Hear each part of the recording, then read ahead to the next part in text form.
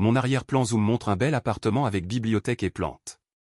Ce que vous ne voyez pas, c'est que je suis en réalité dans un café, et mon bureau à domicile est un coin soigneusement cadré cachant l'espace public derrière moi.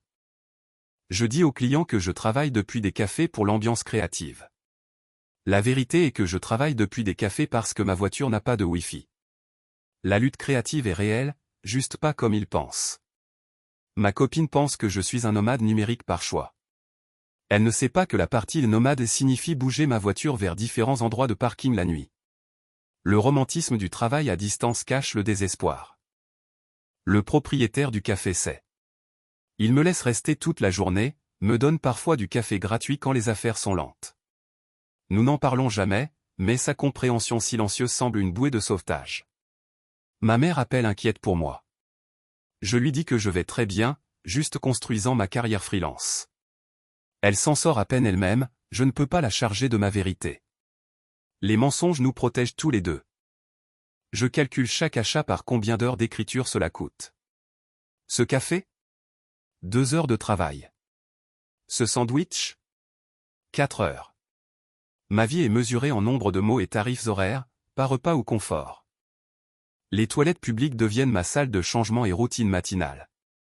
Je me brosse les dents, lave mon visage, me transforme d'homme sans abri à écrivain professionnel. Le miroir montre les deux versions chaque matin. Le pire est quand les clients veulent se rencontrer en personne. Je dois inventer des excuses sur être hors ville ou complètement réservé. Chaque mensonge crée une autre couche de distance entre ma vie professionnelle et réelle.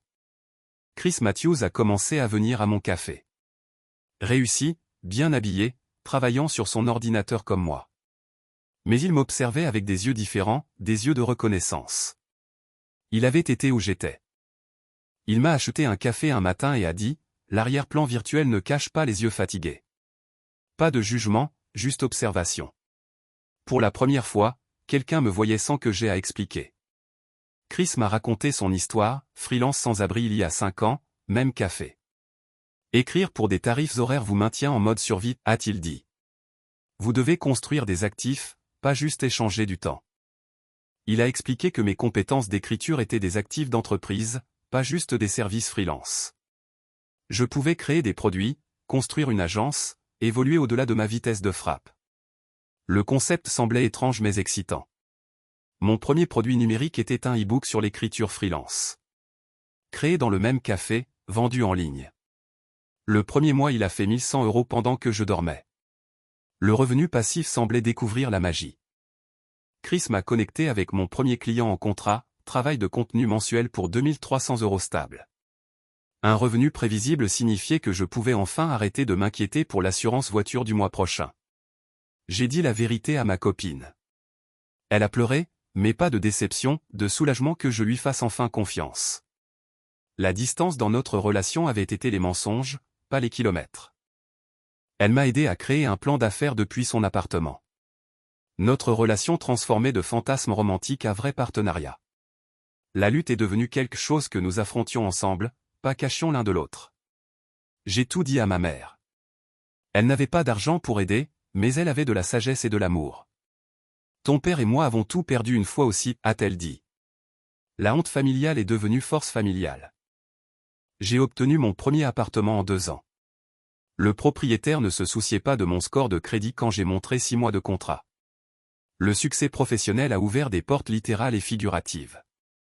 Dormir dans un lit après des années de siège de voiture semblait étrangement inconfortable au début. Puis le sommeil profond est venu. Mon corps s'est souvenu de ce que le repos ressentait sans une oreille écoutant le danger. Ma copine a emménagé 6 mois plus tard. Notre première maison ensemble construite sur la vérité au lieu des mensonges. Chaque meuble semblait une promesse tenue à nous-mêmes et l'un à l'autre. Chris et moi avons lancé une agence de contenu ensemble.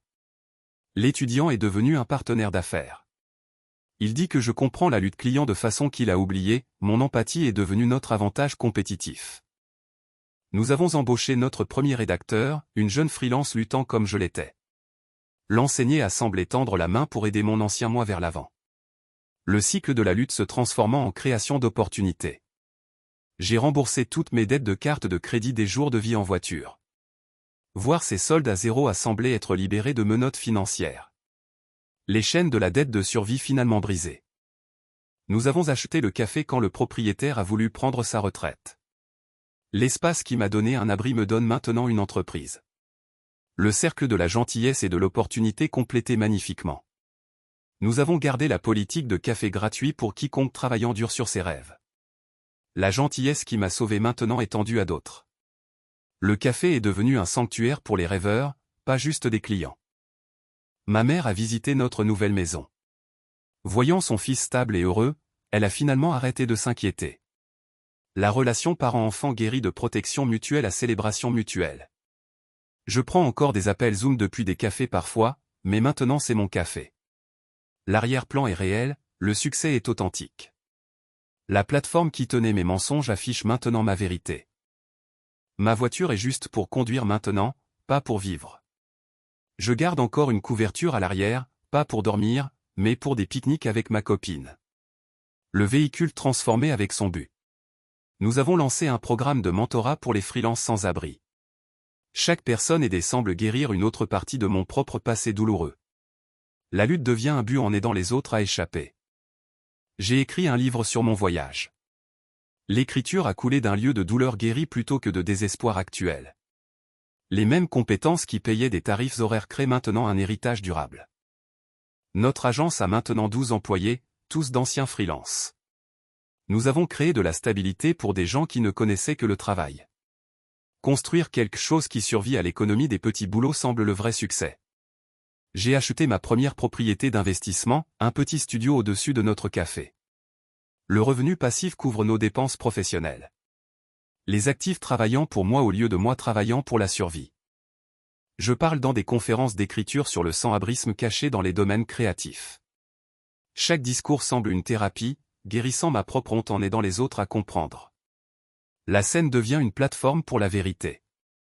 Ma copine est maintenant ma fiancée. La demande en mariage s'est passée dans notre café, où notre vérité a commencé. L'espace qui a témoigné de mon point le plus bas célèbre maintenant ma plus grande joie.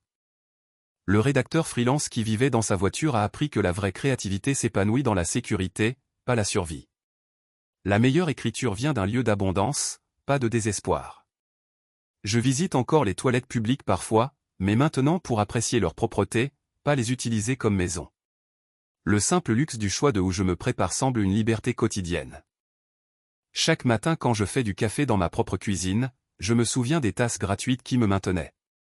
La gratitude est devenue ma pratique quotidienne, pas juste pour les grandes choses mais les petites gentillesses souvenues. Maintenant quand j'ouvre mon ordinateur, je ne pense pas à où je dormirai ce soir. Je pense aux projets créatifs, à la croissance d'entreprise et à construire un héritage. L'outil qui était ma bouée de sauvetage de survie est maintenant mon passeport de liberté vers une création illimitée.